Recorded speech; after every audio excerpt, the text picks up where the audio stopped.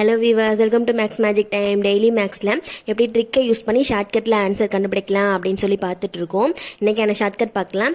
225 அப்படிங்கிற நம்பரை வந்து 3 டைம் மல்டிபிள் பண்ணியிருக்காங்க. அப்புறம் நடுவில் ப்ளஸ் சிம்பிள் கொடுத்துருக்காங்க. 275 அப்படிங்கிற நம்பரை 3 டைம் மல்டிபிள் பண்ணியிருக்காங்க.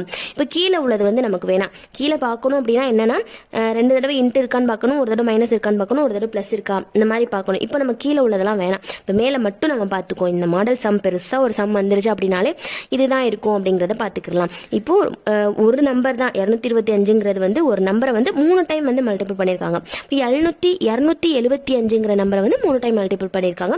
நடுவில் பிளஸ் இருக்கு. இந்த மாதிரி வந்துருச்சு அப்படின்னா என்ன பண்ணணும்னா, இப்போ இந்த பிளஸ் சிம்பிள் இருக்குல்ல, அதுக்கு பிளஸும் இருக்கலாம் இல்லைன்னா மைனஸும் இருக்கலாம். இப்போ இதை மட்டும் எடுத்துக்கிறோம். நடுவில் இருக்கு இல்லையா, இங்கிட்ட இருந்து ஒரு நம்பர், இங்கிட்ட இருந்து ஒரு நம்பர் எடுத்துக்கலாம். இப்போ 225ஐயும் 275ஐயும் என்ன பண்ண சொல்லியிருக்காங்க, பிளஸ் பண்ண சொல்லியிருக்காங்க.